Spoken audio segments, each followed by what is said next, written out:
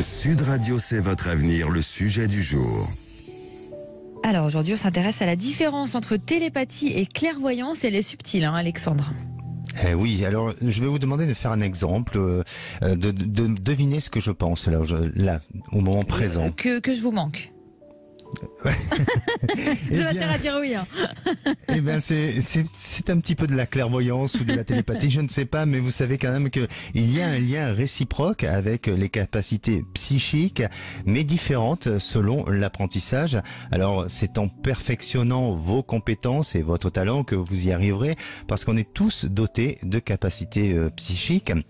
La clairvoyance est un terme plutôt global qui comporte plusieurs capacités psychiques comme la clairaudience qui signifie entendre, et cette spécificité peut être acquise à travers le temps en élargissant la vision au-delà de l'intuition, de ce qu'on peut percevoir, et aussi à l'ouverture des sens. Alors la clairvoyance se développe naturellement avec des capacités qui sont toujours psychiques et en toute confiance, et à savoir aussi que en utilisant cette clairvoyance, eh bien, l'information est externe puisqu'elle provient d'une source extérieure à vous-même.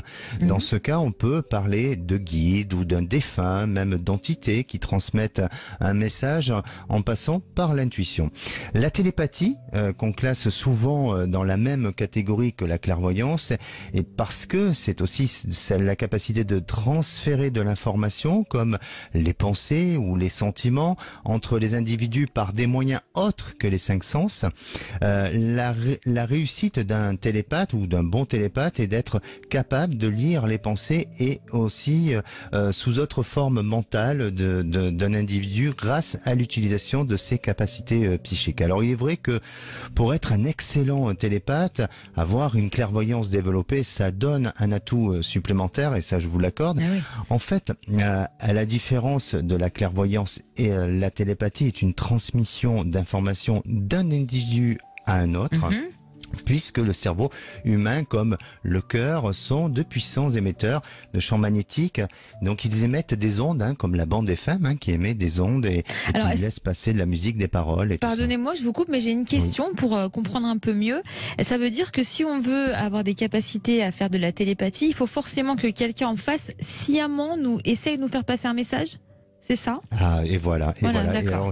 Alors, vous allez un peu trop vite sur le sujet parce que justement, j'étais en train de dire que la télépathie se développe au travers de vos cinq sens, de vos émotions et d'une technique pour vous permettre d'être juste sur l'information reçue.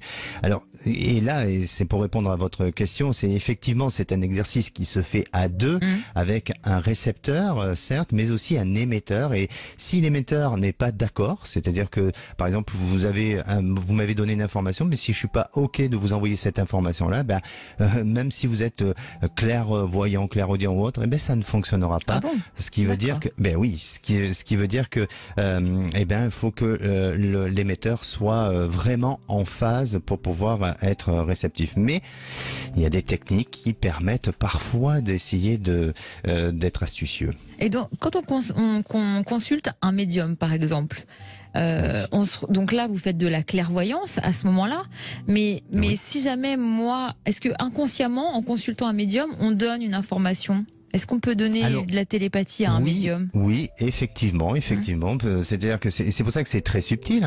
Lors d'une séance. Voilà, lors d'une séance, on peut très bien ressentir et être en mode de télépathie, puis après basculer en mode de clairvoyance, clairaudience. Donc vous faites les deux. Donc, la personne qui vient me voir, généralement, elle vient pour avoir une information en médiumnité ou en perception au-delà de ce qu'elle va ressentir. Donc, il suffit de faire le juste milieu, en tous les cas, d'essayer de cerner si c'est de la télépathie ou pas. Et pour faire cette différence-là, souvent c'est en fonction de la réaction de la personne ou de ses propos, s'ils sont vraiment à l'exactitude de ce qu'elle veut ou de ce qu'elle souhaite, on peut penser qu'il y a de la télépathie. C'est très intéressant en tout cas.